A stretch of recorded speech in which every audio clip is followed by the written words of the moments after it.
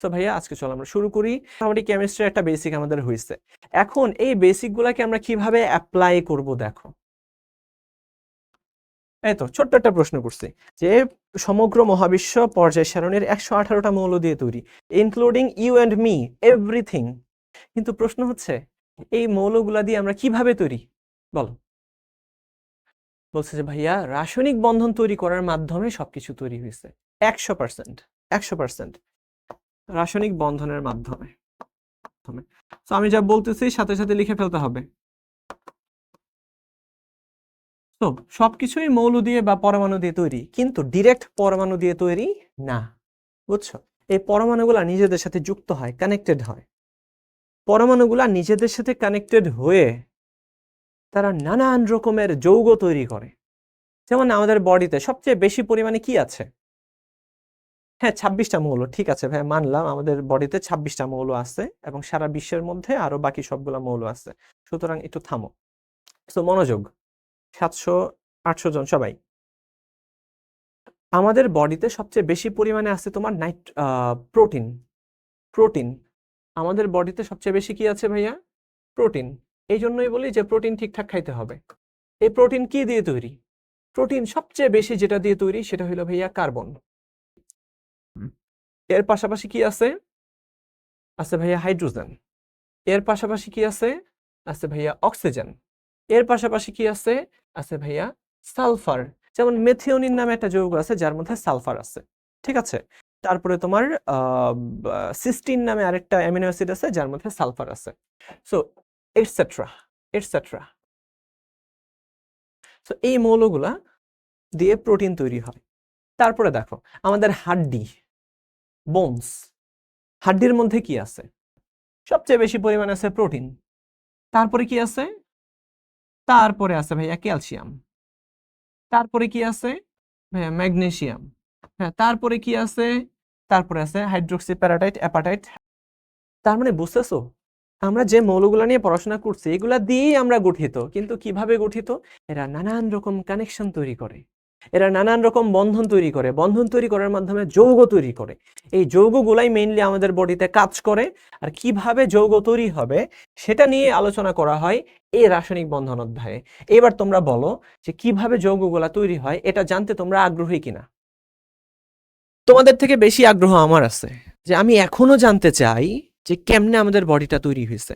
যেমন এক একটা প্রোটিন, এক একটা তোমার কার্বোহাইড্রেট, শর্করা, ভাই কিভাবে যে কমপ্লেক্স স্ট্রাকচার দিয়ে কাঠামো দিয়ে তৈরি, এখন আমরা সবকিছু জানি না। এখনো এগুলা নিয়ে রিসার্চ চলতেছে, বুঝছো? তো যতটুকু আমরা জানি, যতটুকু তোমাদের জানানো দরকার আমি ততটুকুই জানাবো, ঠিক আছে?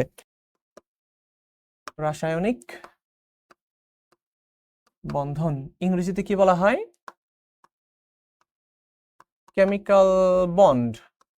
বন্ধন মানে বুঝলাম, একজন আরেকজনকে ধরবে, কোলাকুলি করবে। আজকে সেটাও আমরা দেখবো আজকে না কালকের ক্লাসে, যে আমরা হ্যান্ডশেক করব, আমরা কোলাকুলি করব, আমরা দিয়ে দেব কিছু একটা, অনেক মাধ্যমে আমরা বন্ধন তৈরি করব। কিন্তু ভাই প্রশ্ন হচ্ছে আমরা কেমিক্যাল শব্দটা কেন ব্যবহার করতেছি? রাসায়নিক কেন? মনে রাখবা যেখানেই যে প্রক্রিয়াতে কোনো ইলেকট্রন রিলেটেড থাকে, ইলেকট্রন, যে কোনো প্রক্রিয়ায় যদি ভাইয়া ইলেকট্রন রিলেটেড থাকে ওটাকে আমরা কেমিক্যাল বলি। এটা আবার বলবা না যে ভাইয়া তো ইলেকট্রিসিটির মধ্যেও তো আবার ইলেকট্রন আছে, ওই ইলেকট্রন আর এই ইলেকট্রন এক না রে ভাই, মানে একই, কিন্তু ওইটা হচ্ছে তোমার ফিজিক্সের পার্সপেক্টিভে আমরা চিন্তা করতেছি, বাট নট কেমিস্ট্রির পার্সপেক্টিভে, ঠিক আছে? তো কেমিস্ট্রির পার্সপেক্টিভে আমরা কি বলবো? এনিথিং রিলেটেড টু ইলেকট্রন, যেখানে ইলেকট্রনের আদান প্রদানের বিষয় থাকবে সেখানে আমরা কেমিক্যাল শব্দটা ব্যবহার করি, ঠিক আছে? মানে এমন একটা বন্ডিং থাকবে, এমন একটা বন্ডিং হবে, এমন একটা বন্ধন হবে যেখানে ইলেকট্রন রিলেটেড থাকবে। সো ইলেকট্রন রিলেটেড বন্ডিং, এটা কি বলা হয়? Chemical bonding. তার মানে আমরা বুঝতে পারছি যে কোনো বন্ধন হোক, যে কোনো বন্ধন, এই বন্ধনে ভাইয়া কি রিলেটেড থাকবে? ইলেকট্রন রিলেটেড থাকবে। এই ইলেকট্রনের আদান প্রদানের মাধ্যমে বা ইলেকট্রনের মাধ্যমে আদান প্রদান বা শেয়ার, এর মাধ্যমে পরমাণু সমূহ, পরমাণুরই অপর নাম হচ্ছে মৌল, মৌলসমূহ, পরমাণুর অপর নাম কি? মৌল। মৌলসমূহ নিজেদের সাথে যুক্ত হওয়ার প্রক্রিয়াকে, নিজেদের সাথে যুক্ত হওয়ার প্রক্রিয়াকে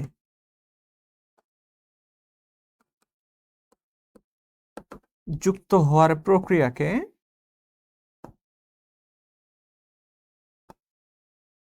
রাসায়নিক বন্ধন বলে।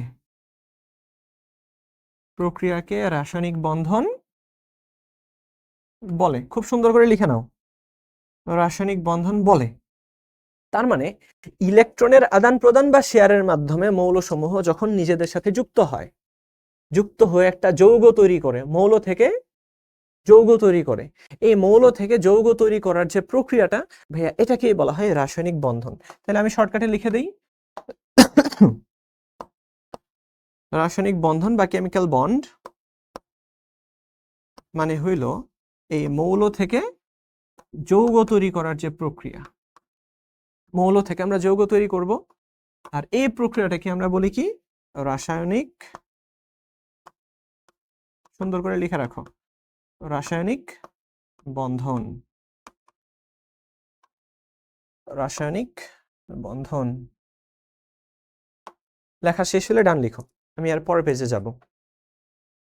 তার মানে এই মৌলসমূহ তারা ইলেকট্রন আদান প্রদান বা শেয়ার করার মাধ্যমে নিজেদের সাথে যুক্ত হওয়ার যে প্রক্রিয়াটা, তাকে বলা হয় রাসায়নিক বন্ধন।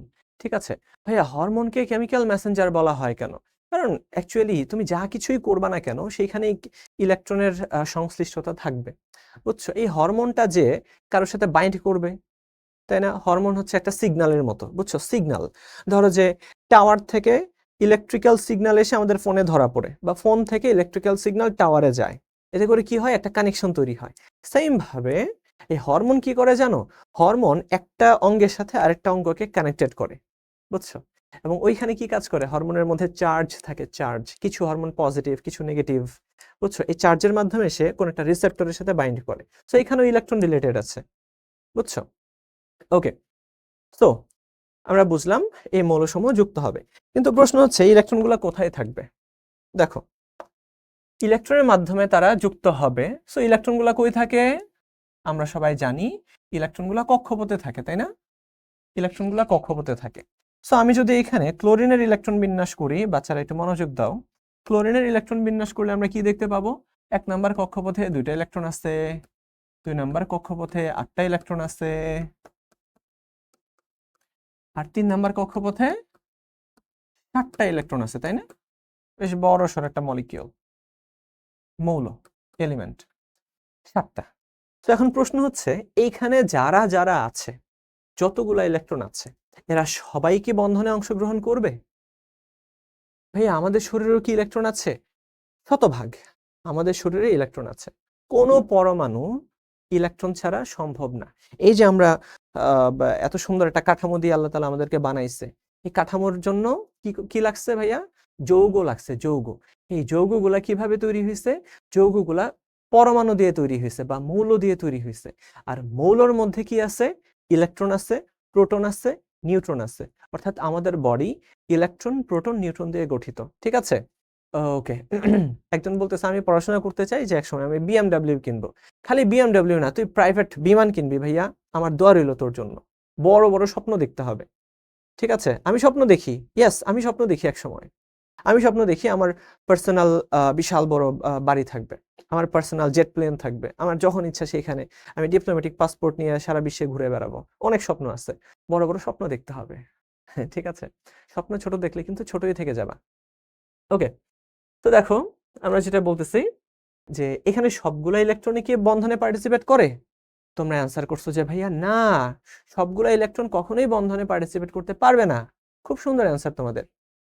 তাইলে যদি সবাই করতে না পারে, তাহলে কোন ইলেকট্রনগুলা বন্ধনে পার্টিসিপেট করবে বলো দেখি? এবং খেয়াল করো, প্রত্যেকটা প্রশ্নের অ্যান্সার কিন্তু আমি তোমাদের থেকেই নিয়ে নিচ্ছি এবং তোমরা অ্যান্সার করতেছো। সুন্দর। একজন সঠিক উত্তর দিছে যে ভাইয়া লাস্ট কক্ষপথের যে ইলেকট্রনগুলো আছে, আরহাম উল হক অ্যান্সার করেছে সঠিক। লাস্ট কক্ষপথের যে ইলেকট্রনগুলো আছে তারাই এই বন্ধনে পার্টিসিপেট করবে। দারুণ।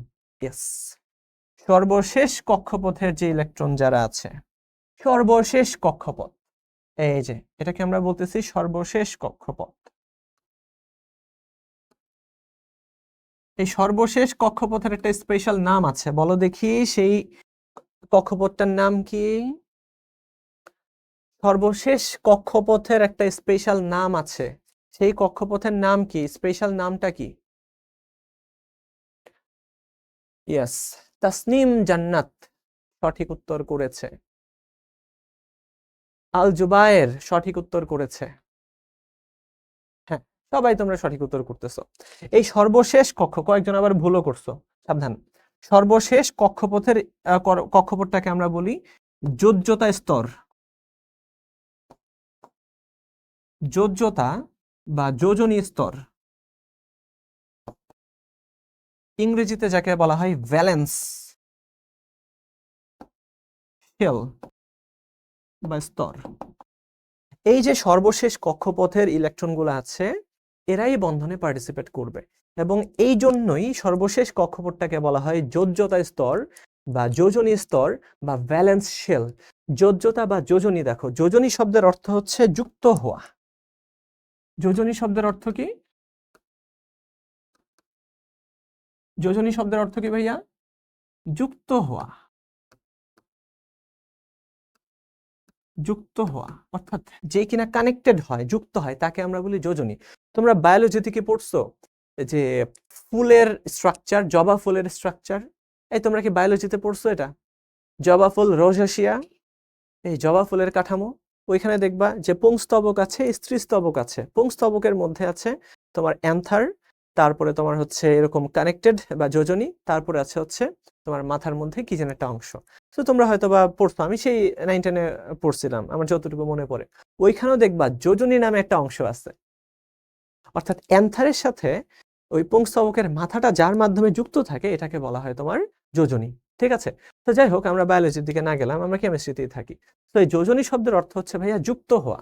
তো কি দিয়ে যুক্ত হয়? ইলেকট্রন দিয়ে যুক্ত হয়। তো প্রশ্ন হচ্ছে কি দিয়ে যুক্ত হয়?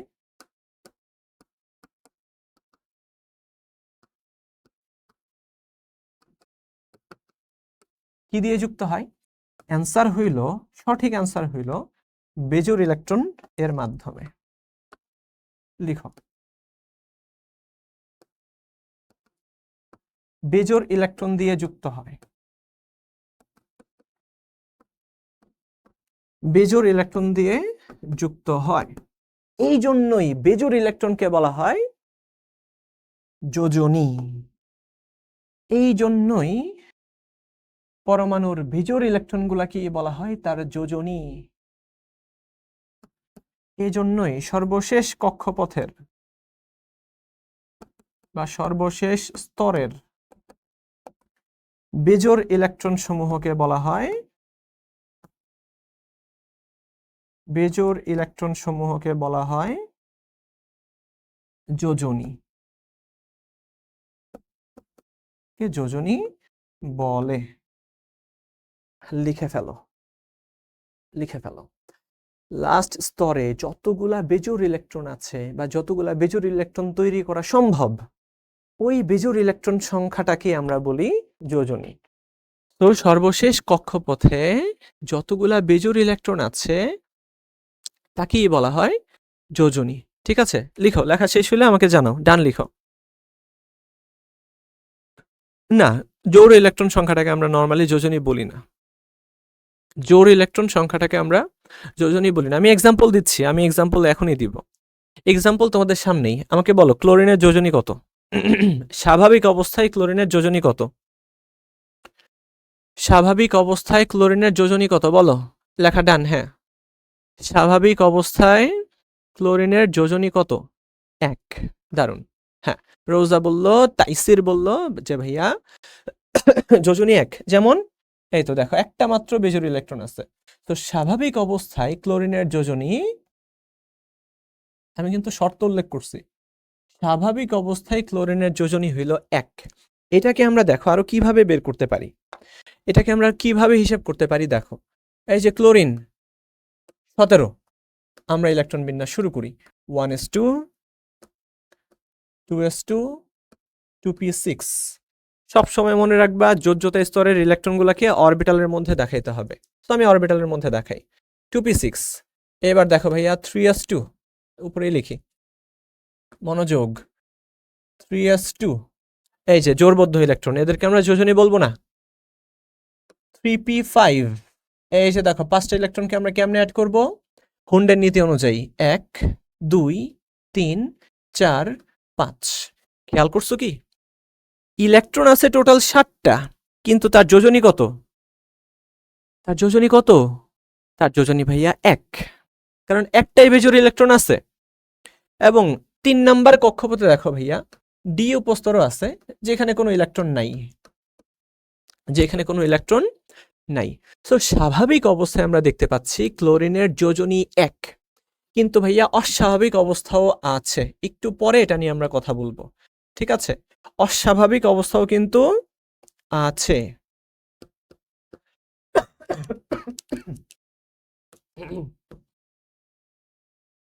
অস্বাভাবিক অবস্থাও আছে, যেটা নিয়ে আমরা একটু পরেই কথা বলবো, ঠিক আছে? ওকে, সো এবার তোমরা এতটুকু লিখো, লিখে এই পুরা পেজটা ফাঁকা রাখো, এর পরের পেজে আবার লিখবা। এতটুকু লিখো, লেখার পর পুরাটা পেজ ফাঁকা রাখো, কারণ এখানে আমি আরো অনেকগুলা জিনিস লেখাবো, ঠিক আছে? ইয়েস, এক্সাইটেড অবস্থার জন্য আমি লেখাবো। সো অনেকে তোমরা জানো, হ্যাঁ, যোজনী আর যোজ্যতা একই, দুইটা সেম শব্দ, যোজনী বা যোজ্যতা দুইটা সেম শব্দ, ঠিক আছে? হ্যাঁ, বেজোড় বলতে যোজ্যতা স্তরে যতগুলা বেজোড় ইলেকট্রন আছে সেটা, ঠিক আছে? যোজ্যতা স্তরে যতগুলা বেজোড় ইলেকট্রন আছে সেটা।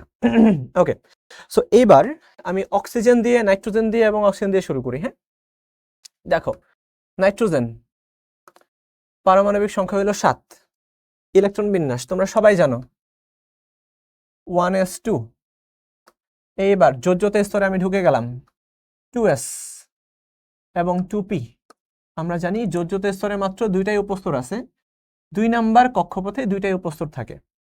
সো 7টা ইলেকট্রনকে আমরা মিলাই, সবাই মনোযোগ, 1 2 3 4 5। মিললো? মিললো ভাইয়া? যোজ্যতা তো প্লাসও হতে পারে, কিন্তু যোজনী নয়। না রুদ্রনীল, তোমার কনসেপ্ট ভুল। যোজনী আর জারণমানের পার্থক্যের কথা বলতেছে, ওইটা আমরা 7 চ্যাপ্টারে যে পড়াবো, এখন না। ওকে, তো দেখো 1s2 2s2 2p3। এবার আমাকে বলো নাইট্রোজেনের যোজনী কত? এবার আমাকে বলো নাইট্রোজেনের যোজনী কত?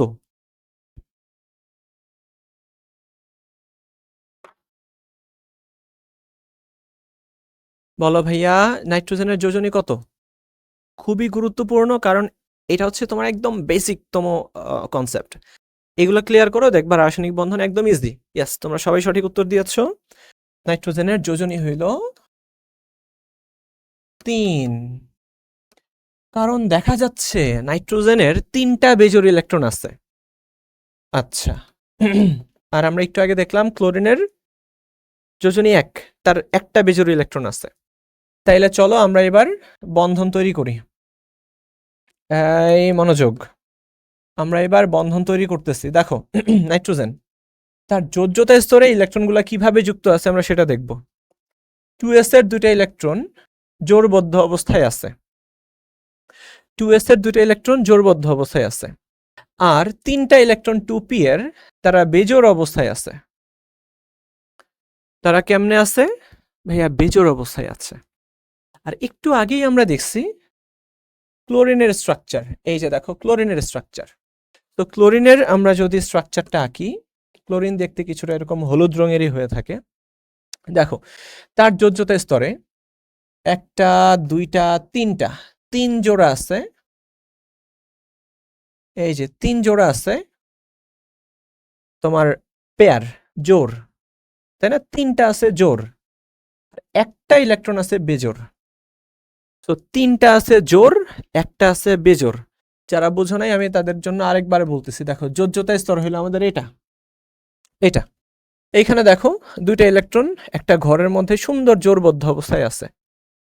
এইখানেও দেখো দুইটা ইলেকট্রন সুন্দর করে জোড়বদ্ধ অবস্থায় আছে, এইখানেও জোড়বদ্ধ অবস্থায় আছে, বেচারা এই একটা ইলেকট্রন বেজোড় অবস্থায় আছে।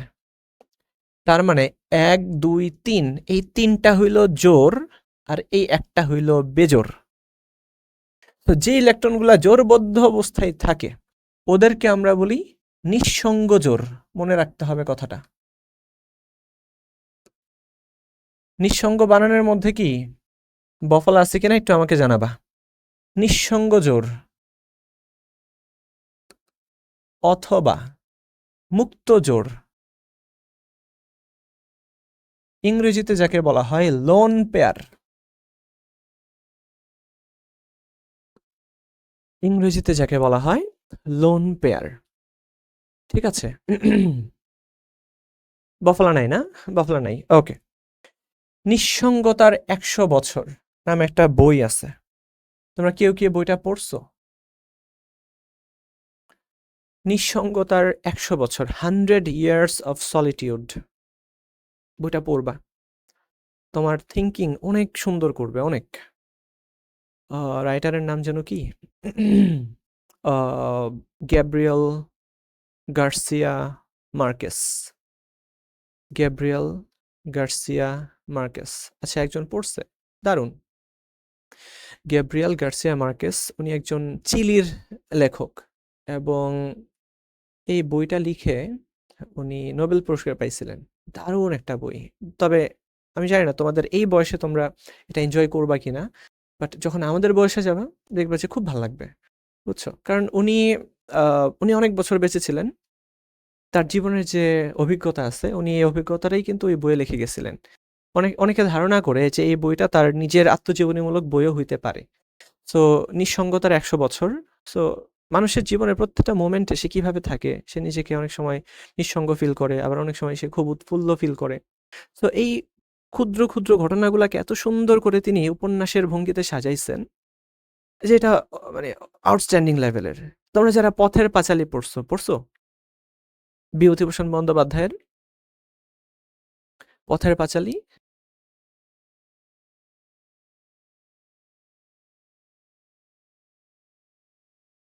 পড়ো নাই মনে হয়, তাই না? পড়বা ভাই, অধিকাংশই পড়ছো, দারুণ। আচ্ছা, তো পথের পাঁচালী পড়ছো, দেখবা এই পথের পাঁচালীর প্রত্যেকটা তোমার পেজে পেজে গ্রামীণ জীবনের এই দুই ভাই বোনের মধ্যকার যে সম্পর্কটা, সর্বজয়ার যে স্ট্রাগল তার সংসার চালাইতে, অপুর বাবার নাম যেন কি ভুলে গেলাম, অপুর বাবার যে স্ট্রাগল তার সংসারটা চালানোর জন্য, ইনকাম করার জন্য সে কাশিতে চলে গেছে, অনেক বছর ছিল না। এই সময়ে সর্বজয়াদের বাসার যত তোমার আসবাবপত্র ছিল এগুলো পর্যন্ত বিক্রি করতে হয়েছে। তারপরে এই অপু আর দুর্গা তারা বিভিন্ন সময় বিভিন্ন জায়গার ফল পেড়ে খাইছে, তারা আম পেড়ে খাইছে, তারপরে হচ্ছে মাছ ধরছে। এই যে দুই ভাইয়ের মধ্যকার সম্পর্কটা, আমাদের গ্রামীণ জীবনের যে সুন্দর একটা চিত্র, এত সুন্দর করে হরিহর, হ্যাঁ হরিহর, সর্বজয়ার অপুর বাবার নাম হচ্ছে হরিহর। তো এত সুন্দরভাবে চিত্রায়িত করছেন, তুমি না পড়লে বুঝবা না। অনেক সময় দেখবা তোমার চোখ ভিজে আসতেছে যখন দেখবা যে দুর্গা সারা রাত তোমার জ্বরে ভুগতেছে, সারা রাত সে জ্বরে ভুগতেছে, তাকে ওষুধ খাওয়ানোর মতো তার পয়সা ছিল না। তারপরে অপুর এটা খাইতে ইচ্ছা করছে, তার এতটুকু সেই সাধ্য হয় নাই। সে পায়েস মনে হয় জীবনের প্রথমবার দেখছে কোন এক বাড়িতে, তার বাবা পূজা দিতে গেছিল। তো এই যে গল্পগুলো আছে না, এগুলো যখন তুমি পড়বা তখন তুমি জীবনের অনেক কিছুর সাথে তুমি রিলেট করতে পারবা। হ্যাঁ, হয়তো এখন তোমরা অনেকেই পারতেছো না, কারণ তোমাদের জীবনের দৈর্ঘ্যটা খুব ছোট। তোমরা আরেকটু বড় হবা, দেখবা যে নিজের সাথে রিলেট করতে পারবা। তারপরে আমার একটা গল্প ছোট্ট একটা ছড়া মনে পড়ে গেল যে তোমার অপু আর দুর্গা তারা ঝড়ের কবলে পড়ে গেছে।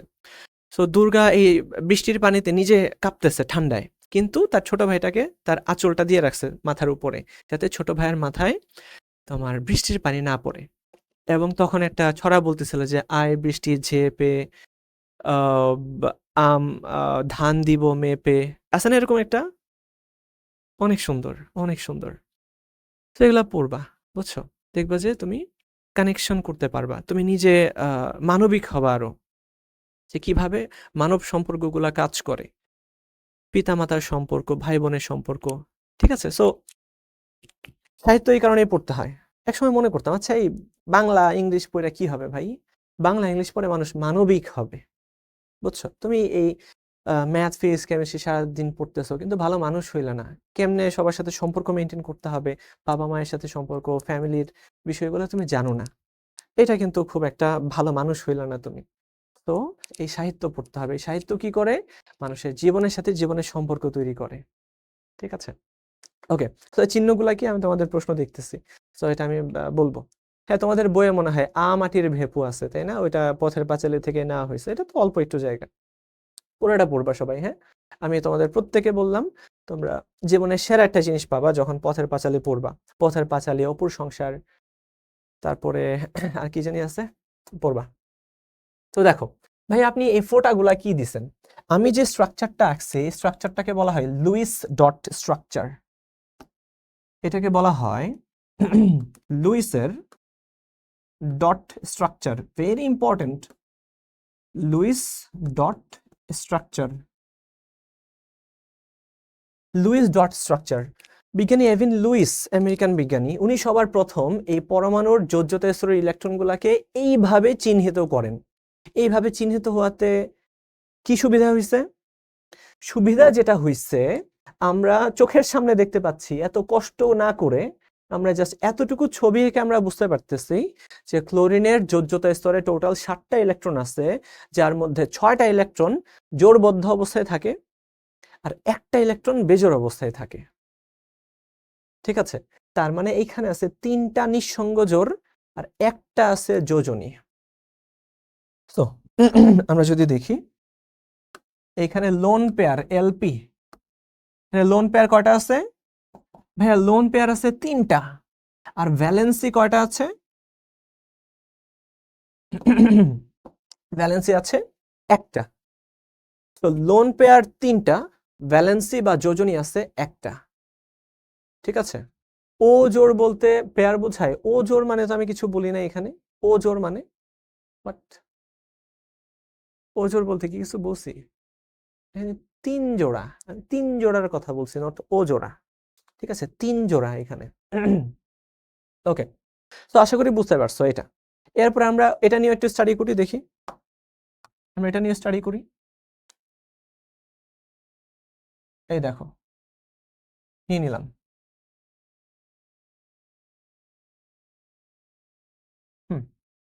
মনোযোগ, সবাই মনোযোগ। এটা তো ভাইয়া এটার মধ্যে কয়টা মুক্ত জোড় আছে আর কয়টা বা তোমার যোজনী আছে, তোমরা একটু বলো। নাইট্রোজেনের যোজনী কয়টা? যোজনী কয়টা? ওটা অলরেডি আমি লিখে দিছি উপরে, আবার বলো। যোজনী সমান কত? আর তোমার মুক্ত জোড় কয়টা বা লোন পেয়ার কয়টা? সিরিয়ালে কমা দিয়ে লিখো, সিরিয়ালি তোমরা কমা দিয়ে লিখো। ইয়েস, একদম জিরো বলতেছে নিলয়। কি রে, এত ইজি কেউ কি ভুল করে? আচ্ছা, জিহান ঠিক বলছে, মোহাম্মদ মোহাম্মদ মুহিবুর রহমান ঠিক বলছে, নাইশা ঠিক বলছে, তারপরে বিশ্বজিৎ চন্দ্র ঠিক বলেছে। দেখো, হ্যাঁ সবাই সঠিক বলেছো। তো দেখো ভাইয়া, যোজনী যোজনী বেজোড় ইলেকট্রন সংখ্যা, এই যে বেজোড় ইলেকট্রন সংখ্যা, এগুলা দিয়ে এরা বন্ধনে যুক্ত হবে। যোজনী আছে ভাইয়া 3টা, যোজনী আছে কয়টা? 3টা। আর মুক্ত জোড় আছে কয়টা? জোড়, আমি কিন্তু জোড় বলতেছি, তোমরা অনেকে 2 লিখছো বাট নট 2। এখানে দেখো জোড় আছে কয়টা? জোড় আছে একটা, জোড় আছে একটা। তো মুক্ত জোড় আছে একটা আর যোজনী আছে 3টা। এবার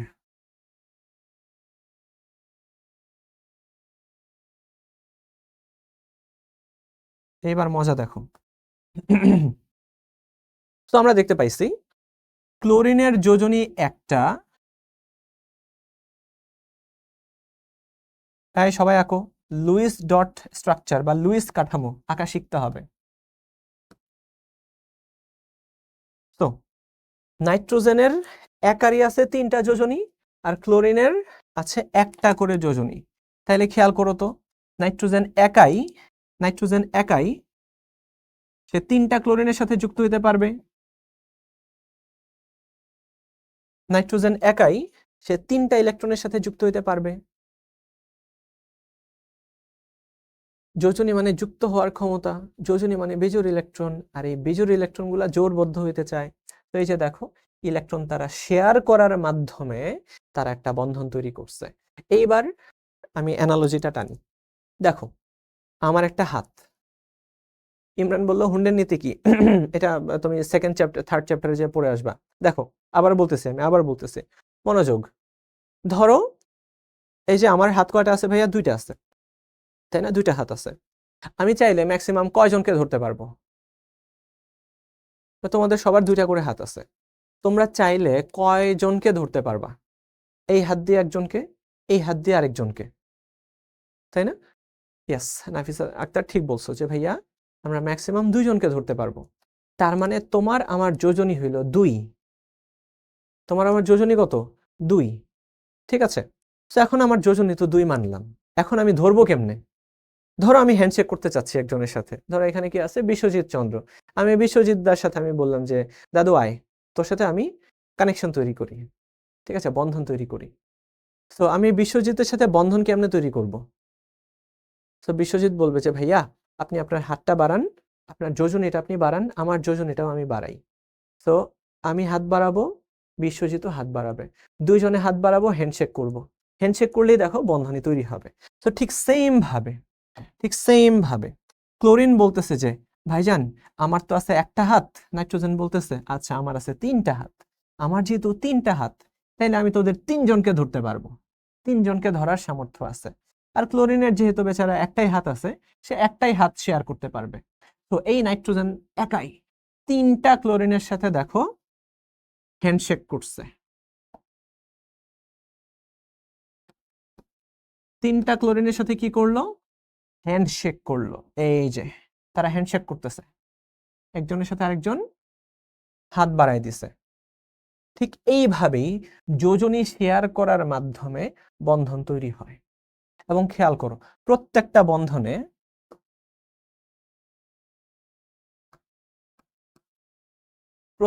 বন্ধনে দুইটা করে যোজনী অংশগ্রহণ করে।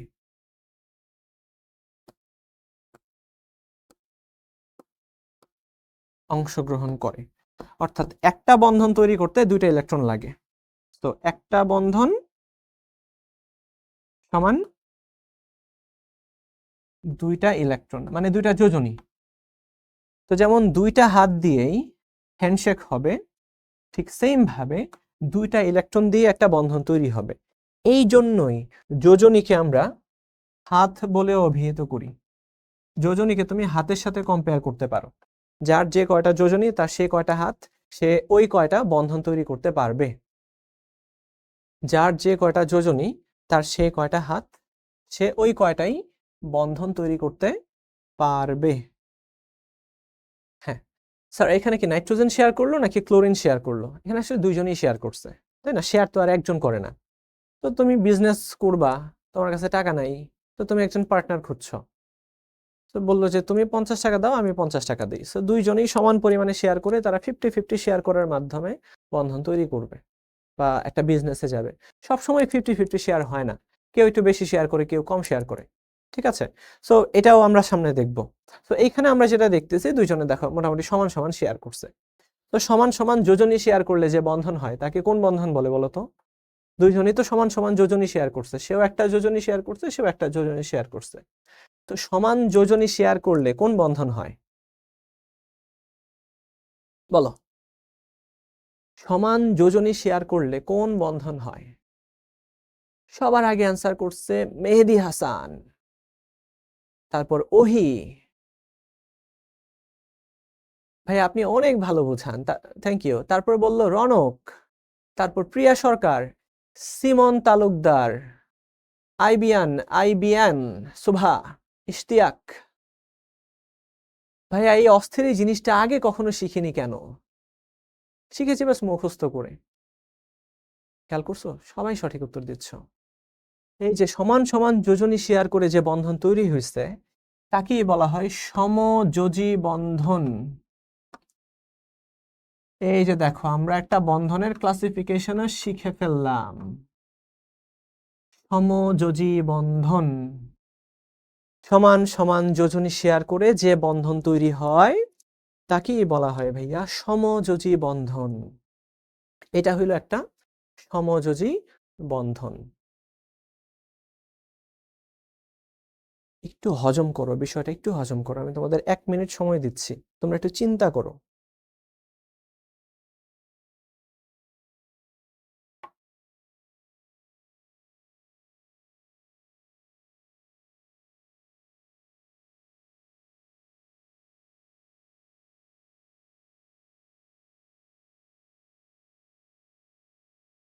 তোমাদেরকে আমি 1 মিনিট সময় দিলাম, একটু ঠান্ডা মাথায় ভাবো আমি কি কি পড়াইলাম।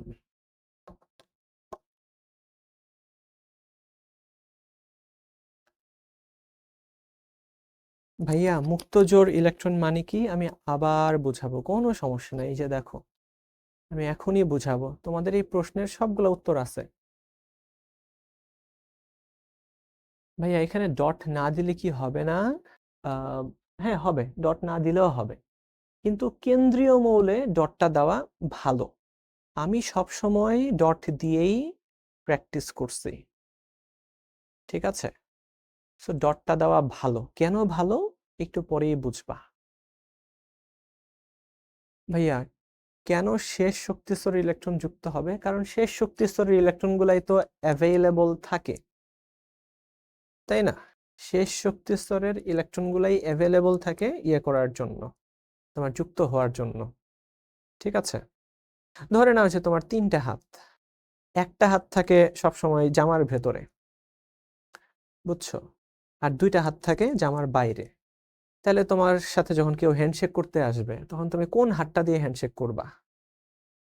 যেটা জামার ভেতরে থাকে ওইটা দিয়ে, নাকি জামার বাইরে যেটা থাকে ওইটা দিয়ে? সহজ অ্যান্সার, যেটা জামার বাইরে থাকে সেটা দিয়ে তো হ্যান্ডশেক করব, বন্ধন তৈরি করব। অনেকগুলো তার ইলেকট্রন থাকবে, তার অনেকগুলো ইলেকট্রনই থাকবে, কিন্তু সবগুলো ইলেকট্রন তার জামার ভেতরে। দেখো সবগুলো ইলেকট্রন কোথায়? সব ধরো যে প্যান্টের ভেতরে, জামার ভেতরে। তো এটা দিয়ে তো আর সে বন্ধন তৈরি করতে পারবে না। তো যেটা বাইরে থাকবে, যেটা অ্যাভেইলেবল থাকবে, সেটা দিয়েই সে বন্ধন তৈরি করতে পারবে। তো এই জন্যই সর্ববহিস্থ কক্ষপথের ইলেকট্রনগুলাই বন্ধন তৈরিতে অংশগ্রহণ করে। এবং আরেকটা প্রশ্ন যেটা তোমরা করো নাই, যে ভাইয়া এই বেজোড় ইলেকট্রনগুলাই কেন বন্ধন তৈরি করবে? জোড়বদ্ধ ইলেকট্রনগুলা কি কখনো বন্ধন তৈরি করতে পারে না? অ্যান্সার হচ্ছে স্বাভাবিক অবস্থায় জোড়বদ্ধ ইলেকট্রন বন্ধন তৈরি করতে পারে না। কারণটা কি? কারণটাও তোমরা হ্যান্ডশেকের মতো করে চিন্তা করো। যে ধরো তুমি কারোর সাথে হ্যান্ডশেক করতে যাচ্ছ, সে কি করলো? সে এমনি দাঁড়ায় আসছে।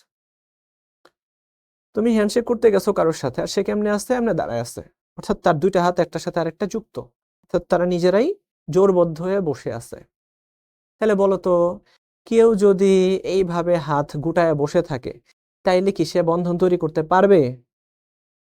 বলো তো, যদি সে হাত গুটায় বসে থাকে তাহলে সে কি বন্ধন তৈরি করতে পারবে? অ্যান্সার হচ্ছে না। সুন্দর না। তার মানে এই বাকি যারা আছে তারা দেখো হাত গুটায় বসে আছে, তাদের অরবিটাল অলরেডি ফুলফিল। এই যে অরবিটাল পূর্ণ হয়ে গেছে, এই অরবিটালে জায়গা দেওয়ার মতো আর কেউ নাই, আর জায়গা নাই। সো এইখানেই শুধুমাত্র একটা জায়গা আছে যেখানে আরেকটা ইলেকট্রন ঢুকতে পারবে। So that is the point, যে অলরেডি অ্যাভেলেবল আছে তার সাথে বন্ধন তৈরি করতে পারবা। এই জন্য বেজোড় ইলেকট্রনগুলা বন্ধন তৈরি করে। আর একটা বন্ধন তৈরি করার জন্য যেহেতু 2টা ইলেকট্রন লাগে, তাই অবশ্যই একটা একটা করে ইলেকট্রন শেয়ার করতে হবে, ঠিক আছে? একটা একটা করে ইলেকট্রন সে শেয়ার করতে পারবে। আর যারা ইলেকট্রন শেয়ার করলো না তারা কি নিঃসঙ্গ অবস্থায় বসে আছে না? তারা কি বন্ধন তৈরি করছে? ভাইয়া তারা বন্ধন তৈরি করে নাই। এই জন্যই আমরা বলি এরা নিঃসঙ্গ জোড় বা মুক্ত জোড়। এরা মুক্ত হয়ে বসে আছে, এরা কারোর সাথে যুক্ত হয় নাই, এরা কোনো পরমাণুর সাথে যুক্ত হয় নাই, এই ইলেকট্রনগুলা মুক্ত। আর ইংরেজিতে বলতেছি লোন, মানে একাকী, তারা বন্ধন তৈরি করে নাই। ব্যাপারটা এরকম, সে সারা জীবন একলাই রয়ে গেল, সে কারোর সাথে সম্পর্কেও গেল না, বিয়ে শাদীও করলো না, কিচ্ছু না, সে এইভাবেই আছে। ঠিক আছে, এই জন্য এটাকে বলা হয় লোন পেয়ার।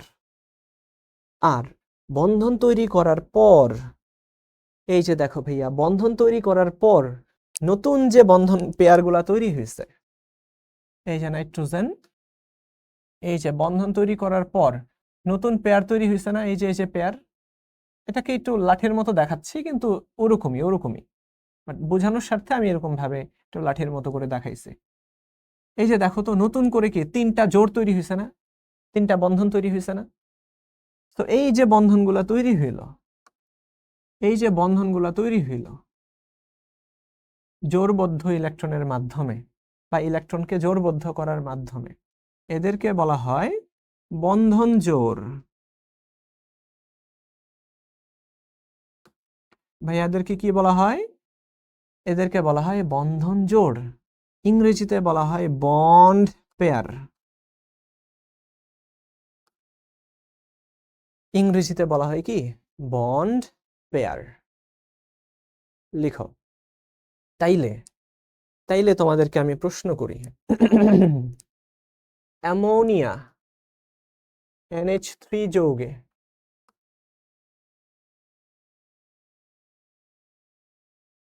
বন্ধন জোড় বিপি, এটাকে আমরা বলবো BP, bond pair.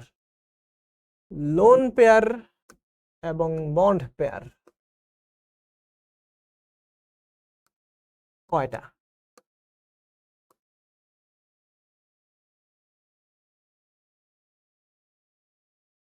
Lone pair আর হইল বন্ড পেয়ার। বলো। বিপি মানে বন্ড পেয়ার, বন্ধন জোড়। অর্থবৈধ ভাইয়া, বিপি হইল 3টা, এলপি হইল 1টা। দারুণ। ওহি বলল লোন পেয়ার মানে কি মুক্ত জোড়? ইয়েস, লোন পেয়ার মানেই মুক্ত জোড়। বিশাল দত্ত বলেছে ভাইয়া 18 নাম্বার গ্রুপের তাদের কোনো বন্ধন নাই, কোনো যোজনী নাই। একদম ঠিক। 18 নাম্বার গ্রুপে যারা আছে তাদের সবাই লোন পেয়ার, তাদের কোনো বন্ধন জোড় নাই। দেখছো, তোমরা কিন্তু নিজেরা এবার কানেক্ট করতেছো যে 18 নাম্বার গ্রুপের তারা কেন বিক্রিয়া করে না, কারণ সেখানে কোনো বেজোড় ইলেকট্রন নাই, এই জন্যই তারা বন্ধন তৈরি করে না। সবগুলা কথাকে মাথায় প্রসেস করো, মাথায় প্রসেস করো। ইয়েস, হাসনাইন সঠিক উত্তর করেছে, আফিফা সঠিক উত্তর করেছে, নাফিসা সঠিক উত্তর করেছে, অঙ্কিতা সঠিক উত্তর করেছে, আইআইটিয়ান হিরো সঠিক উত্তর করেছে, সবাই। তারপর শৈতী ঘোষ সঠিক উত্তর করেছে।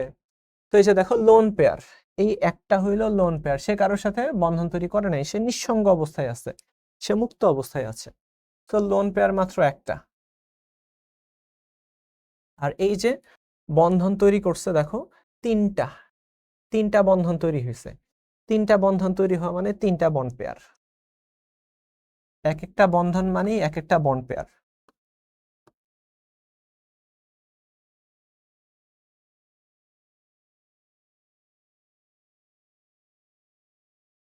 একটা সমযোজী বন্ধন সমান একটা বন্ড পেয়ার। একটা সমযোজী বন্ধন মানেই হলো একটা বন্ড পেয়ার।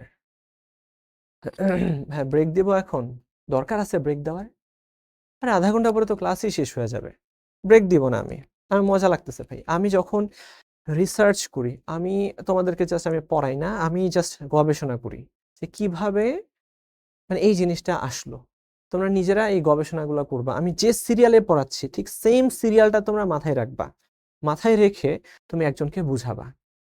কাকে বুঝাবা? শুরুতে তুমি নিজেকেই নিজে বুঝাবা যে বন্ধন মানে হইলো যেখানে কানেক্টেড হবে পরমাণুগুলা, মৌলগুলা একজনের সাথে আরেকজন।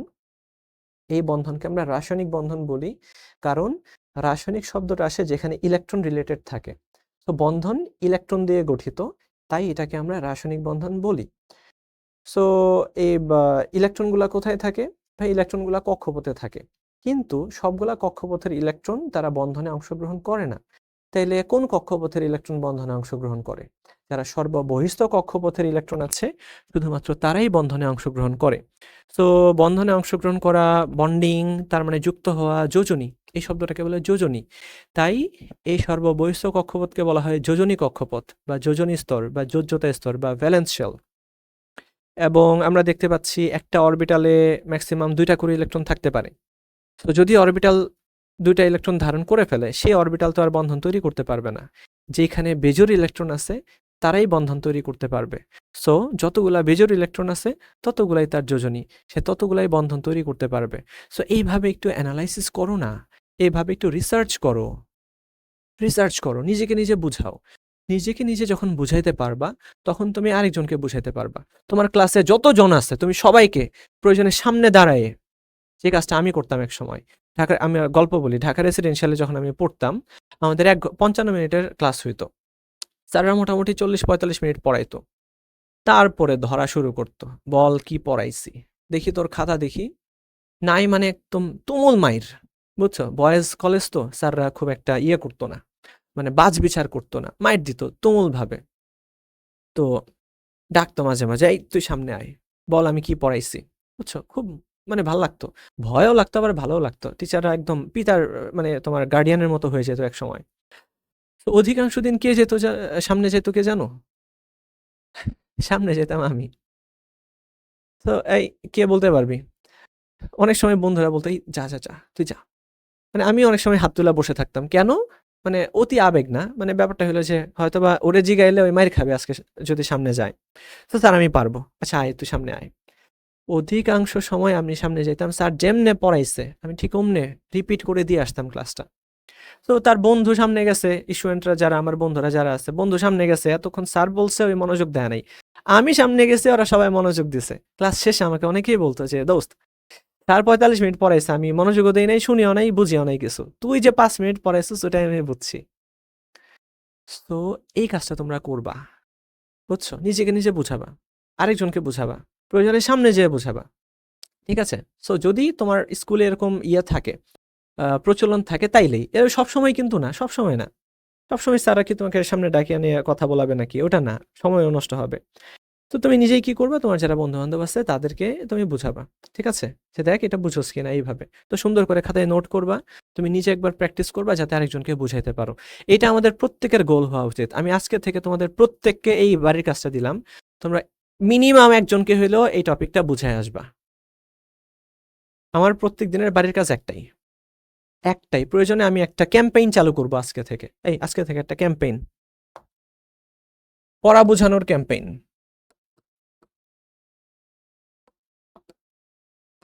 পড়া বোঝানোর ক্যাম্পেইন। এই ক্যাম্পেইনের তোমাদের দায়িত্ব কি? তোমাদের দায়িত্ব হচ্ছে সুন্দর করে খাতাটা, নোটটা তুলবা। ঠিক আছে? নোটটা তুলে তুমি নিজেকে মানে প্রিপেয়ার করবা যাতে আরেকজনকে বুঝাইতে পারো। তো তোমাদের দায়িত্ব হচ্ছে তোমরা কে কয়জনকে বুঝাইছো, স্কুল বন্ধ হোক সমস্যা নেই, তোমার আশেপাশে যারা আছে, যেই থাকুক, ঠিক আছে, প্রয়োজনে তুমি তোমার বাবা মাকে বুঝাবা বসে।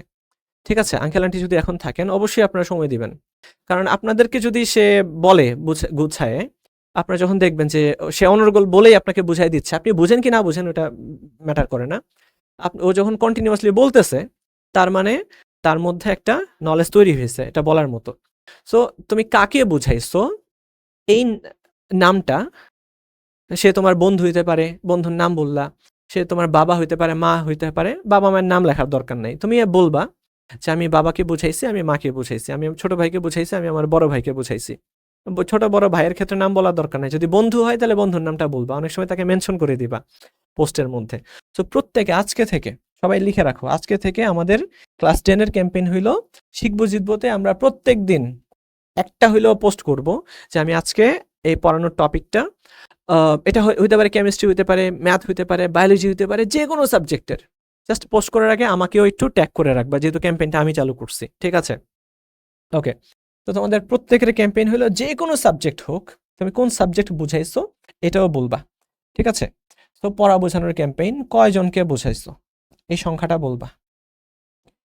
এবং এই ক্যাম্পেইন যদি সাকসেসফুল হয়,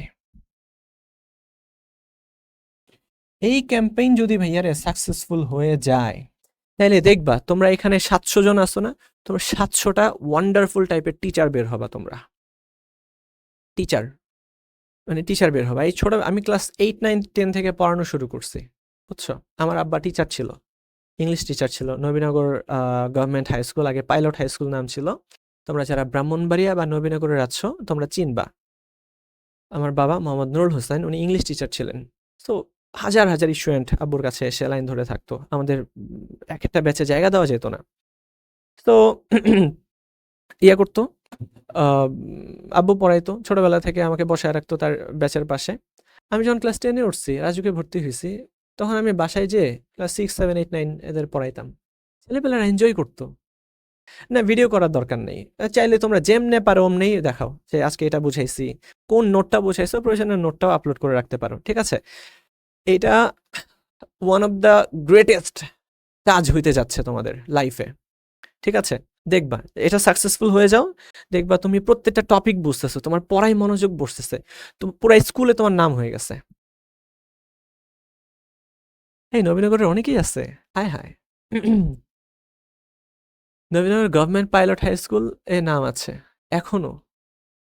আচ্ছা, এখনো নাম আছে। এই নবীনগরের অনেকেই আছে। আচ্ছা, স্যার কেমন আছেন? আব্বু ভালো আছেন। তোরা যে একটু খোঁজ খবর নিয়ে আসতে পারোস না স্যারের? যদিও আব্বু বেশ কয়েক বছর হয়েছে রিটায়ারমেন্টে চলে গেছে, কিন্তু এই স্টুডেন্টদের সাথে দেখা হইলে আব্বু বেশ ভালো ফিল করে। রিটায়ারমেন্টে চলে গেছে না, সো সারা জীবন পড়াইছে মানুষটা, প্রায় 30-34 বছর তার শিক্ষকতার ক্যারিয়ার। তো সেখান থেকে যখন হঠাৎ করে একটা অবসরে চলে যাবেন, সো এটা অনেক বড় একটা ট্রমাটিক বিষয়। আগে প্রতিদিন এই ছোট ছোট বাচ্চাদের সাথে দেখা হইতো, কথা হইতো, ধমক দিত, মারতো, পড়াইতো, তাই না? সো এখন তো আর এটা হয় না। আচ্ছা, অন্নদারও আছে। আমি ক্লাস 6-এ অন্নদাতে ভর্তি পরীক্ষা দিয়েছিলাম এবং চান্সও পাইছিলাম। তৃতীয় কি চতুর্থ হয়েছিলাম ভর্তি পরীক্ষায়। তারপরে ভর্তি হই নাই। আমি নবীনগর পাইলটে 1 বছর পড়ছি। তারপরে আমি ঢাকায় চলে আসছিলাম রাজুকে। সো রাজুকে এসএসসি পাস করলাম, রেসিডেন্সিয়াল থেকে এইচএসসি পাস করলাম, তারপরে ঢাকা ইউনিভার্সিটিতে। ওকে, তোমার ইয়ে হয় না, আমাকে ট্যাগ করো, তাইলে আমি অ্যাপ্রুভ করে দিব না, ঠিক আছে? ওকে। আইআইটিয়ান হিরো বললো আমাকে অনেক মারছে। বলে কি? মোহাম্মদ নুরুল হুসাইন, নুরুল ইসলাম না, দুইজন টিচার আছে, নুরুল ইসলাম একজন, আরেকজন হচ্ছে নুরুল হুসাইন, ঠিক আছে? ওকে, তো যাই হোক, আমার আব্বু প্রায় 2 বছর হয়েছে অবসরে চলে গেছে। ওকে, তোমরা এই ক্যাম্পেইনটা সবাই পার্টিসিপেট করবা, সবাই। তো আমরা সামনে আগাই। তো আমরা যেখানে ছিলাম, রাসায়নিক বন্ধন, যোজনী, তো প্রত্যেকটা জিনিস বুঝবা, সিরিয়ালি সামনের দিকে আগাবা, ঠিক আছে? তো আমরা কি কি বুঝলাম? যোজ্যতা ইলেকট্রন, সর্বশেষ কক্ষপথে যতগুলো ইলেকট্রন আছে সেই ইলেকট্রন সংখ্যাকে আমরা বলি যোজ্যতা ইলেকট্রন, আর যতগুলা বেজোড় ইলেকট্রন আছে তাকে আমরা বলি যোজনী। তো পার্থক্য আছে কিন্তু, যোজনী ইলেকট্রন আর যোজনীর মধ্যে পার্থক্য আছে, খেয়াল করো। যোজনী ইলেকট্রন লিখে রাখো, ব্যালেন্স ইলেকট্রন। যোজনী ইলেকট্রন মানে হইল সর্ববহিস্থ কক্ষপথের মোট ইলেকট্রন, যোজ্যতা স্তরের মোট ইলেকট্রন, যোজ্যতা স্তরের মোট ইলেকট্রন সংখ্যা, মোট ইলেকট্রন, ঠিক আছে? আর শুধু যোজনী মানে কি? শুধু যোজনী মানে হইল বেজোড় ইলেকট্রন সংখ্যা। এই দুটার মধ্যে সূক্ষ্ম পার্থক্য আছে কিন্তু। বেজোড় ইলেকট্রন সংখ্যা, তাইলে আমরা যদি বলি যে ভাইয়া নাইট্রোজেনের যোজ্যতা ইলেকট্রন কয়টা আর তার যোজনী কত? যোজ্যতা ইলেকট্রন কয়টা আর তার যোজনী কত? তারিকুল বলছে যে হ্যাঁ, ট্যাগ করে কিভাবে শাখাওয়াত শোভন লিখে সার্চ করবে, আমি আমার নাম লিখে দিছি না, শাখাওয়াত শোভন লিখবা, দেখবা যে আমার আইডির সামনে চলে আসছে, বুঝছো? আমার ছবি দেওয়া আছে এখানে, 3px 3py 3pz, হ্যাঁ 3dxy, ইয়াস তারিখ, ঠিক আছে। হ্যাঁ, দারুণ, বিশ্বজিৎ চন্দ্র, ঠিক আছে। ঘুমের রানী কি? হামিম হাওলাদার, একদম ঠিক। মাসিয়া রহমান, ঠিক। হ্যাঁ, সবাই সঠিক উত্তর দিছো। সো যোজ্যতা ইলেকট্রন সংখ্যা হইলো ভাইয়া 5টা, যার মধ্যে যোজনী আছে 3টা। যোজ্যতা ইলেকট্রন আছে 5টা আর যোজনী হইলো 3টা। যোজ্যতা ইলেকট্রন 5টা আর যোজনী 3টা। আর বাকি 2টা কই গেল? আর বাকি 2টা কোথায়? এই বাকি 2টা ইলেকট্রন কই? বাকি 2টা ইলেকট্রন লোন পেয়ার হিসেবে আছে।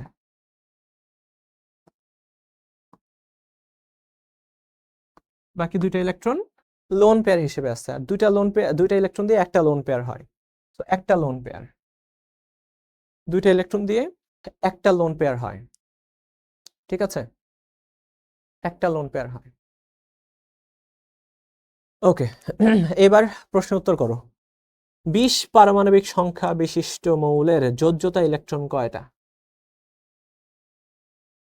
সন্নিবেশ সমযোজী বন্ধন পরে পড়াবো, এখন না। আমি যা পড়াচ্ছি সেখানেই মনোযোগ দে ভাই। সো 20 পারমাণবিক সংখ্যা বিশিষ্ট, তো 20 হচ্ছে তোমার ক্যালসিয়ামের। তো প্রথম কক্ষপথে 2টা, দ্বিতীয় কক্ষপথে 8টা, তৃতীয় কক্ষপথে 8টা, চতুর্থ কক্ষপথে 2টা। সো টোটাল যোজ্যতা স্তরে তার 2টা ইলেকট্রন থাকবে। ক্যালসিয়াম ইলেকট্রন বিন্যাস করে দেখো, ওইখানে 4s2 এই 2টা ইলেকট্রন 4 নম্বর কক্ষপথে থাকে, 2টা। হ্যাঁ, ক্লোরিনের যোজ্যতা ইলেকট্রন কয়টা? সো একটু আগে আমরা বের করছি, ক্লোরিনের যোজ্যতা ইলেকট্রন কয়টা বের করো। নাম পড়বো, হ্যাঁ রিফাত ঠিক বলেছো। ক্লোরিনের যোজ্যতা ইলেকট্রন কয়টা? সৃজন সাহা, হ্যাঁ ঠিক বলেছো। মোহাম্মদ আব্দুল্লাহ, ঠিক, মোহাম্মদ আব্দুল্লাহ। আচ্ছা আব্দুল্লাহ, তুই কি ইয়াতে ছিলি, ওই আস্ক মি এনিথিং সেশনে ছিলি? গতকালকে আমরা একটা আস্ক মি এনিথিং সেশন নিয়েছিলাম, আমি আর রিফাত ছিলাম সেইখানে। সো ওয়ান্ডারফুল একটা সেশন হয়েছে। সো তোমাদের গল্প আমরা শুনছি, আমাদের গল্প তোমরা শুনছো, আমরা সামনাসামনি বসে কথা বললাম, ভিডিও কনফারেন্সের মাধ্যমে কথা বললাম। ওইখানে একটা ছেলে ছিল আব্দুল্লাহ, ও গত 9 বছর কওমি মাদ্রাসায় পড়াশোনা করছে, এই বছর এসে আলিয়াতে ভর্তি হয়েছে এবং এই physics chemistry biology math Bangla ইংলিশও পড়তেছে। কতটা উইল পাওয়ার আর ডিটারমিনেশন থাকা যায় এই ছেলেটার মধ্যে, সেটা আছে আব্দুল্লাহ।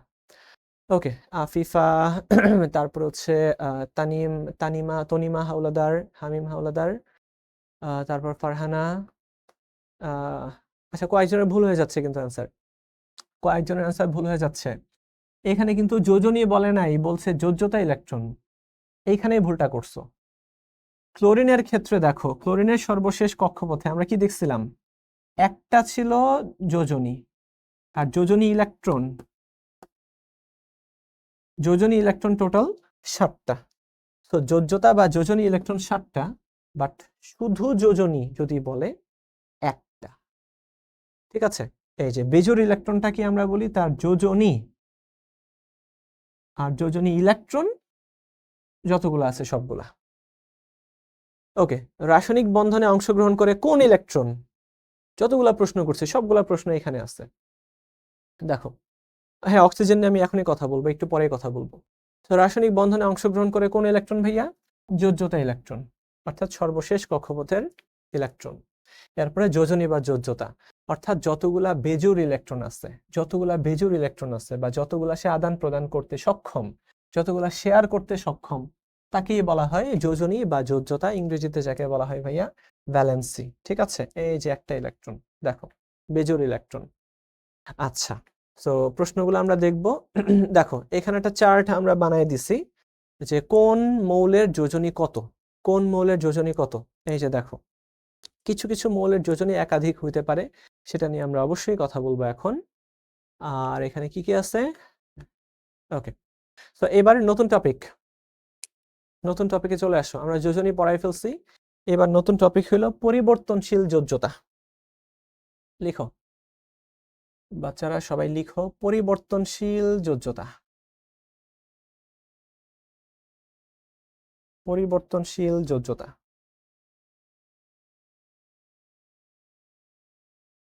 পরিবর্তনশীল যোজ্যতা। এবং ওই যে ইয়েটা আমি নিতে বলছিলাম, একটা ফাঁকা ফাঁকা পেজ রাখতে বলছিলাম, সেই পেজটা দেখো, সেই পেজটাতে এবার তোমরা যাও।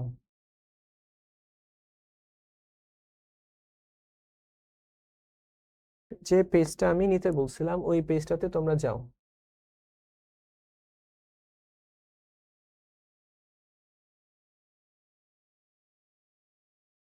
গেছো?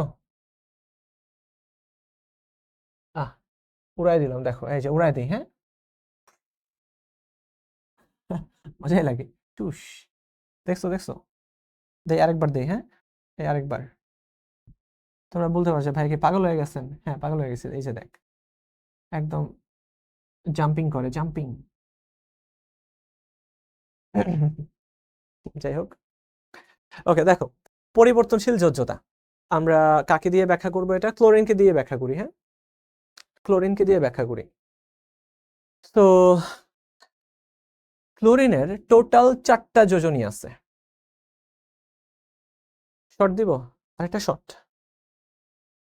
8:30টায় ক্লাস শেষ, 8:30টায় শেষ, এখন আর তোমাদের 15 মিনিট আছে। তো ক্লোরিনের যোজনী আছে তোমার টোটাল 4টা, 1, 3, 5, 7। ঠিক আছে, টোটাল আছে 4টা যোজনী। তো কিভাবে 4টা যোজনী দেখো, তো পরিবর্তনশীল যোজ্যতার শর্ত আছে, দেখো অনেক সময় কোনো মৌল একাধিক যোজনী প্রদর্শন করে, এটাকে আমরা পরিবর্তনশীল যোজ্যতা বলি। এটাই আজকে আমাদের লাস্ট টপিক। তো পরিবর্তনশীল যোজ্যতার শর্ত 2টি। পরিবর্তনশীল যোজ্যতার শর্ত 2টি। তো 2টা শর্ত মানলে একটা পরমাণু পরিবর্তনশীল যোজ্যতা প্রদর্শন করতে পারে। ঠিক আছে, 1 নাম্বার শর্ত কি? 1 নাম্বার শর্ত হইল যোজ্যতা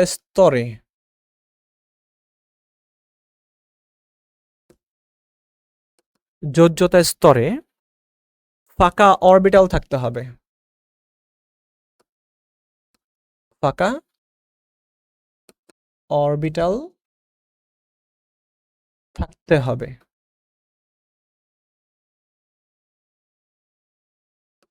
ফাঁকা অরবিটাল থাকতে হবে। 2 নাম্বার, এক বা একাধিক, সেম যোজ্যতা স্তরে, যোজ্যতা স্তরে এক বা একাধিক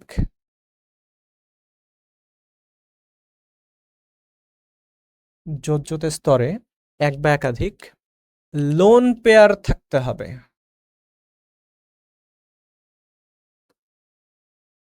লিখে নাও, যোজ্যতা স্তরে এক বা একাধিক লোন পেয়ার ইলেকট্রন থাকতে হবে। মোহাম্মদ মেহেদী হাসান, ভাই আমিও হাফেজ হয়েছি, মাশাল্লাহ, দারুণ।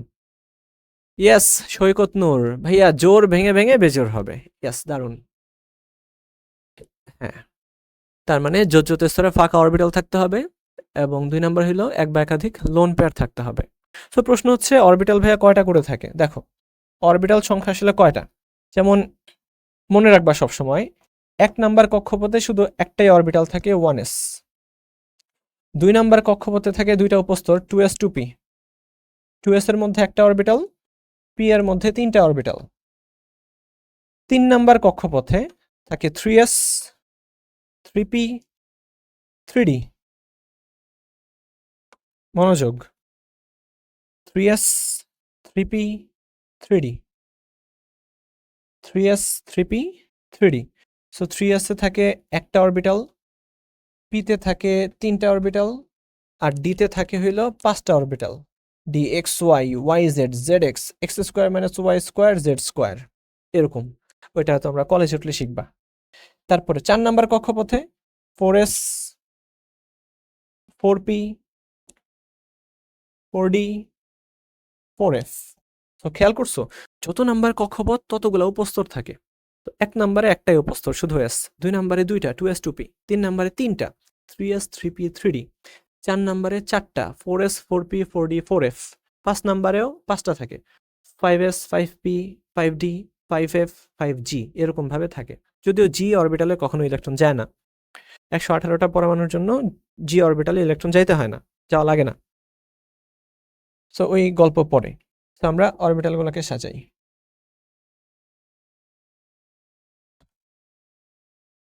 আঁকো, সবাই আঁকো, 1 2 3 4 5।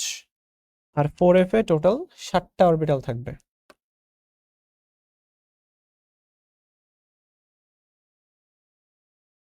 এক, দুই, তিন, চার, পাঁচ, ছয়, 7টা। তো এরকম অলওয়েজ এই বিষয়গুলো তোমাদের মনে রাখতে হবে, ঠিক আছে? তো এটা হলো প্রথম কক্ষপথ, ফার্স্ট শেল। এটা হলো সেকেন্ড শেল, এটা হলো থার্ড শেল। এখানে কওমি মাদ্রাসার অনেকেই আছে, দারুণ, আমি খুব খুশি তোমাদেরকে পেয়ে। ফোর্থ শেল, ঠিক আছে? তো যত নাম্বার কক্ষপথ ঠিক ততগুলো উপস্তর থাকবে, আর উপস্তরগুলোর মধ্যে বিভিন্ন সংখ্যক অরবিটাল থাকে। একটা এস এর মধ্যে একটা, পি এর মধ্যে 3টা, ডি এর মধ্যে 5টা, এফ এর মধ্যে 7টা। তো অরবিটাল সংখ্যা কিভাবে নির্ধারিত হয়? 1, 3, 5, 7, তাই না? এমন ভাবে যায় 1, 3, 5, 7, 1, 3, 5, 7। তো আমরা ইলেকট্রন বিন্যাস করব, ইলেকট্রন বিন্যাস করে দেখব যে যোজ্যতা স্তরে কোনো ইলেকট্রন আছে কিনা, লোন পেয়ার আছে কিনা, এটা হিসেব করে দেখব। আর দেখব যে কোনো ফাঁকা অরবিটাল আছে কিনা। যদি এই দুইটা শর্ত সে ফুলফিল করে তাহলে অবশ্যই সে পরিবর্তনশীল যোজ্যতা প্রদর্শন করবে, ঠিক আছে? ওকে, লেখা শেষ হলে একটু ডান লিখো ভাইয়া, লেখা শেষ হলে ডান লিখো। সাব্বির তুমি বারবার এক লিখতেছো কেন ভাইয়া, একটু থামো। তো লোন পেয়ার মানে কি? লোন পেয়ার মানে হলো নিঃসঙ্গ জোড়। নিঃসঙ্গ জোড় নাহিদ, নিঃসঙ্গ জোড়। তুই শুরুতে ছিলি না, এই জন্য এই প্রশ্নটা করেছিস। সবাই লিখো।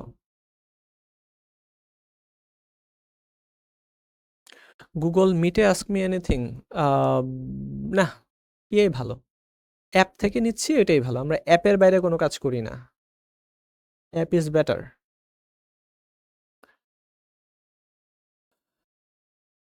ওকে, ডান, তাই না? ডান। সো এবার আমরা কয়টা প্রমাণ দেখব। প্রমাণ করো। এই যে আমরা শুরুতে দেখব হচ্ছে নাইট্রোজেন, না অক্সিজেন দিয়ে শুরু করি। অক্সিজেন, নাইট্রোজেন দেখাইছি। আর হচ্ছে সালফার, অক্সিজেন আর সালফার, ঠিক আছে? অক্সিজেন আর কি? সালফার। সো অক্সিজেনের ইলেকট্রন আছে 8টা, সালফারের ইলেকট্রন আছে 16টা। খুব মনোযোগ, কেউ লিখবা না এই সময়ে, কেউ লিখবা না কিন্তু, হ্যাঁ? দেখো আমি যা লিখবো তা শুধু দেখবা। 1 নাম্বার কক্ষপথে একটাই উপস্তর, যার মধ্যে একটা ইলেকট্রন আছে। সো এটাকে আর বাক্স হিসেবে দেখানোর দরকার নেই, একবারে 1s2 লিখে দাও। যোজ্যতা স্তরে সবসময় অরবিটাল দেখাবা। এই তো, এই হলো তার যোজ্যতা স্তর, 2s 2p। তোমাদের কাছে আমার প্রশ্ন, 2d বলতে কি কিছু আছে? এই 2d আছে? 2d বলতে কি কিছু আছে? হ্যাঁ, নামাজের বিরতি দেন, দিব ভাইয়া। এই যে একটু পরেই তো, আর 5 মিনিট পরেই তো ক্লাস শেষ, তাই না? আমি দিব। 2d বলতে কিছু নাই, ইয়েস। কেউ লিখবা না। সো আমাদের আর কোনো চিন্তা নাই, 2d বলতে কিছু নাই। সো এবার আমরা ইলেকট্রন বিন্যাস করি। তো 8টা ইলেকট্রন, এখানে গেল 2টা, 3টা, 4টা, 5টা, 6টা, 7টা, 8টা। এই যে 8টা। তার মানে অক্সিজেনের যোজ্যতা স্তরে আমরা দেখতে পাচ্ছি, অক্সিজেনের যোজ্যতা স্তরে আমরা দেখতে পাচ্ছি, দেখো ভাইয়া, পেয়ার আছে 2টা, পেয়ার 2টা। সো একটা, 2টা, 2টা পেয়ার। আর দেখো 2টা আছে বেজোড়, এই যে বেজোড় 2টা, একটা, 2টা। তার মানে লোন পেয়ার সমান 2টা, যোজনী সমানও 2টা। অক্সিজেনের যোজনী সমানও কয়টা? 2টা। ক্লিয়ার? সহজ। এবার আমরা একটু সালফারের কাছে যাই। হলুদ বর্ণের সালফার, এই বাই দ্য ওয়ে সালফার কিন্তু বাস্তবেই হলুদ, তোমরা জানো? আমি হলুদ দিই আঁকি, হ্যাঁ? হলো। সো 1s2, 2s2, 2p6, 10টা গেল। এবার আমরা যোজ্যতা স্তরে যাই। 3s, 3p, আর হইল কি 3d। 1, 2, 3, 4, 5। তার মানে তার যোজ্যতা স্তরে ডি উপস্তর আছে। 3 নম্বরে কি আছে? ডি আছে। ঠিক আছে, 3 নম্বরে ডি আছে। তো এবার আমরা ইলেকট্রনগুলোকে বসাই। ইলেকট্রনগুলোকে আমরা বসাই। এই পর্যন্ত গেল 10টা, 2টা আর 8টা 10টা, 11 12 13 14 15 16। দেখো তো ভাইয়া, সালফারের কি অক্সিজেনের মতো ইলেকট্রন বিন্যাস দেখা যাচ্ছে না? সালফারের অক্সিজেনের মতো ইলেকট্রন বিন্যাস দেখা যাচ্ছে। এই যে দেখো, তার 2টা আছে লোন পেয়ার আর 2টা হইল যোজনী। 2টা লোন পেয়ার, 2টা যোজনী। মিলল? এই ছেলেরা মিলল? 2টা লোন পেয়ার আর 2টা যোজনী। এই যে দেখো মিলছে। এই জন্যই তারা সেম তোমার গ্রুপের মধ্যে থাকে। যাদের ইলেকট্রন বিন্যাস সেম, তারা সেম গ্রুপের মধ্যেই থাকে। এই জন্যই দেখো, ও এস এস ইতে পড়লেই লাভ। প্রত্যেকের ইলেকট্রন বিন্যাস করো, সর্বশেষ কক্ষপথে পাবা NS2 NP6, sorry NP4।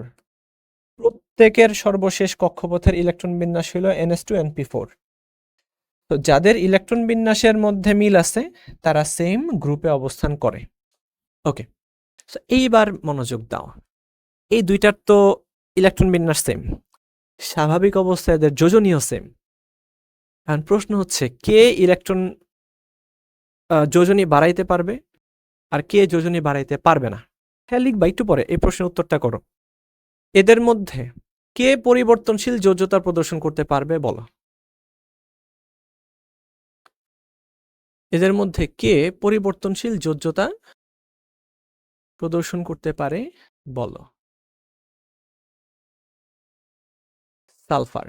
Yes, sulphur. একজন আবার অক্সিজেনও বলছে, ভেরি ব্যাড, বাট সবাই সালফার। আসিফ, সিমন তালুকদার, রোজনিন, তারিকুল, আহমেদ আলী মঈন, বিশ্বজিৎ চন্দ্র, আফিফা, জুবাইর আল মামুন, ডক্টর সোনিয়া আক্তার, তারপরে আহমেদ আলী মঈন, সিমন তালুকদার, তারপরে সুদম চাকমা, তারপরে এই তো কার্ডিওলজিস্ট ভুল করে ফেলছে। ওকে, তার মানে দেখো, এই অক্সিজেনের লোন পেয়ার আছে ঠিক আছে, কিন্তু তার কোনো ফাঁকা অরবিটাল নাই।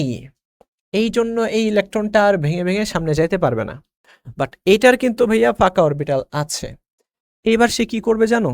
যখনই সালফারকে আমরা একটু এনার্জি প্রোভাইড করব, মানে ধরো শক্তি দিচ্ছি, তাপ দিচ্ছি, তাপ দিলে কি হবে? এই লিখবা না কেউ? তাপ দিলে কি হবে জানো? এইরকম একটা পরিবর্তন হবে। এই যে 3p এর মধ্যে দেখো, 3p এর মধ্যে দেখো 3টা ইলেকট্রন সমমুখী একদিকে মুখ করেছিল। ওই যে 4 নাম্বার ইলেকট্রনটা, সে উল্টা দিকে মুখ করেছিল। এই জন্যই তো তার আয়নীকরণ শক্তি কম। একটু তাপ দিলাম, সে 3 নাম্বার থেকে 3p থেকে এক লাফ দিয়ে সে 3d তে চলে যাবে খুব সহজেই। এক লাফে সে কই চলে গেল? 3d তে চলে গেল। এবার দেখো তো তার বিজোড় ইলেকট্রন কয়টা হয়েছে? বিজোড় ইলেকট্রন কি 4টা হয়ে গেছে না? 4টা। তো একটা ইলেকট্রন রিঅ্যারেঞ্জ করছে, জাস্ট একটা জোড় ভেঙে একটা বেজোড় তৈরি হয়েছে। একটা জোড় ভাঙাতে 2টা বেজোড় দেখো উন্মুক্ত হয়ে গেছে। এই জন্য তার নর্মাল যোজনী 2 থেকে এক লাফে 4 হয়ে গেছে। এরপরে মনোযোগ, আরো তাপ দিলাম আমরা তাকে, আরো শক্তি দিলাম। এতে করে কি হবে? 1:2:2p6, এগুলো সবার সেম, আমি আর বারবার লিখতেছি না।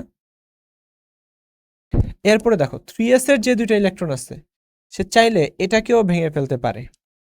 3s থেকে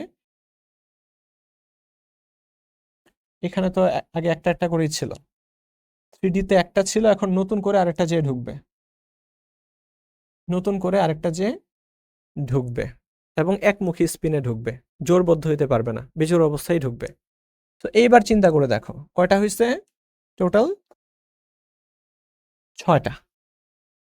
সো নর্মালি সালফারের যোজনী 2, কিন্তু তার যেহেতু অরবিটাল ফাঁকা আছে এবং তার যেহেতু জোরবদ্ধ ইলেকট্রন ছিল অর্থাৎ উল্টা ইলেকট্রন ছিল, এই উল্টা ইলেকট্রনগুলাই ভেঙে ভেঙে সোজা হয়ে গেছে।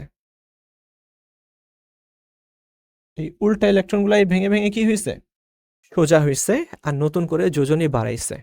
এটা কি আমরা বলি পরিবর্তনশীল যোজ্যতা, এটা কি বলি যোজনী সম্প্রসারণ। তো সালফার তার যোজনী 2 বার সম্প্রসারণ করতে পারছে, একবার 2 থেকে 4 হয়েছে আর একবার 4 থেকে 6 হয়েছে। তো ভাইয়া এবার লিখে নাও সবগুলা। রাসায়নিক বন্ধন তোমাদের কেমন লাগছে বলো। এটা শেষ হলে তোমরা এটা ব্যাখ্যা করবা, হ্যাঁ এটা। তো এখানে তার যোজনী হইতে পারে 1 3 5 7। প্রমাণ করো। ক্লোরিনের যোজনী 1 3 5 7 হইতে পারে, প্রমাণ করো। এই হলো আমার পক্ষ থেকে তোমাদের এইচডব্লিউ জমা দিবা এবং ওই ক্যাম্পেইন, পড়া বোঝানোর ক্যাম্পেইন মনে রাখবা, ক্যাম্পেইনের নামই হইলো পড়া বোঝানোর ক্যাম্পেইন। ভাইয়া এক্সিলেন্ট জিনিস, এক্সিলেন্ট, দারুণ, অনেক মজা, অনেক ভালো লাগছে, অ্যাকচুয়ালি তাই। সো এই ক্যাম্পেইনে পার্টিসিপেট করবা সবাই, ঠিক আছে? পড়া বোঝানোর ক্যাম্পেইনে আমি সবাইকে দেখতে চাই। তোমরা কয়জনকে বোঝাইতে পারছো সেটাই আমাকে বলবা। আর এখানে দেখো অনেক প্রশ্ন আছে ভাইয়া, অনেক প্রশ্ন, ঠিক আছে? বহুত প্রশ্ন আছে, আমি প্রয়োজনে নেক্সট ক্লাসে ওইগুলো শেয়ার করবো না। তো আজকে আমরা অনেক কিছু শিখলাম, যোজনী শিখলাম, তোমার যোজ্যতা ইলেকট্রন শিখলাম, যোজনী ইলেকট্রন শিখলাম। সো তোমরা দাদুরা জানতে চাইতে তোমরা অনেকগুলা প্রশ্ন করছো। একজন প্রশ্ন করছো যে ভাইয়া স্কেবিস হইছে কি করা যায়, এটা নিয়ে আমি নেক্সট ক্লাসে কথা বলবো না, ঠিক আছে? বাংলাদেশে স্কেবিস এখন এত বেশি পরিমাণে ছড়াইছে, তুমি স্কেবিসের ওষুধ দিচ্ছ আবার কিছুদিন পরে শুরু হয়ে যাচ্ছে। ভাই অ্যাক্সিডেন্ট, দারুণ দারুণ দারুণ। সুতরাং আমি প্রত্যেককে নেক্সট ক্লাসে চাই, হ্যাঁ ভাই। কেমিস্ট্রি আমার প্রিয় সাবজেক্ট হয়ে গেছে আলহামদুলিল্লাহ। আমি চাই প্রত্যেকের প্রিয় সাবজেক্ট হোক কেমিস্ট্রি, হবে ইনশাল্লাহ। ওকে, সো আমি যেটা বলতেছিলাম যে স্কেবিস বা দাঁত খোসপাঁচড়া, এটা কিন্তু ধরো ঘরের একজনের হইল, শুধু তুমি ক্রিম দিলা তুমি ঠিক হইলা, এটা কিন্তু হবে না। তোমার ঘরের সবাইকে এই ক্রিমটা দিতে হবে, বুঝছো? কারণ এটা এতটাই ছোঁয়াচে যে তোমার থেকে তোমার ছোট ভাইতে ছড়াবে, তোমার মায়ের বডিতে ছড়াবে, তোমার বাবার শরীরে যাবে। সো সবাইকে একসাথে ওইটা দিতে হবে। তো আজকে তো সবাই গোসল টোসল করে সবাই একবারে ক্রিমটা দিয়ে দিলা, গলা থেকে একদম পা পর্যন্ত একটা টিউব পুরাটা সারা বডিতে মাখায় দিতে হবে। 4-5 ঘন্টা রাখার পরে ধুয়ে ফেলতে হবে, গোসল করে ফেলতে হবে, ঠিক আছে? সো ওই দিন তো 2 বার গোসল করবা। তারপরে কি 1 সপ্তাহ পরে আরেকবার সবাইকে দিতে হবে। এতে করে ফুল ফ্যামিলি একটা ইমিউন হয়ে যাবে, সবাই ঠিক হয়ে যাবে। এবং প্রথম যেদিন তোমরা সবাই একসাথে স্কেবিসের ওষুধ দিবা, স্কেবিসের ওষুধটার নামই বলে দিই আমি, সেটার নাম হচ্ছে তোমার পারমেথ্রিন এলিমেট প্লাস লোশন, বুঝছো? এলিমেট প্লাস এই লোশনটা পুরো একটা টিউব একবারে সারা গায়ে দিয়ে দিতে হবে, বুঝছো? তো এটা দিলে সবাই একসাথে দিবা, আর প্রথম যেদিন দিবা সেদিন কাপড় চোপড় ধুয়ে ফেলতে হবে, যতগুলো কাপড় ব্যবহার করছো সবগুলো ধুয়ে ফেলতে হবে, আলমারি থেকে নতুন কাপড় নামাইতে হবে, ঠিক আছে? তো এইভাবে দেখবা বাসার খোসপাঁচড়া স্কেবিস সব একদম ঠিক হয়ে গেছে। অনেকেই বলে যে ভাইয়া এতবার ব্যবহার করছি তারপরে আবার ফিরে আসে, এই কারণেই ফিরে আসছে। ঠিক আছে, গাইবান্ধায় একজন আমাকে দাওয়াত দিছে, দেখি। এক্সিলেন্ট ক্লাস ভাইয়া, আপনি best. From Gaibandha JS Joy, thank you রে। ওকে, সো আজকে আর আমি সময় নিচ্ছি না, আর তোমাদের সময় আমি নষ্ট করতে চাই না। ইনশাল্লাহ নেক্সট ক্লাসে আবারও দেখা হবে। সবাই ভালো থাকো, সুস্থ থাকো, আর ভাইয়ের জন্য দোয়া করো। আল্লাহ হাফিজ।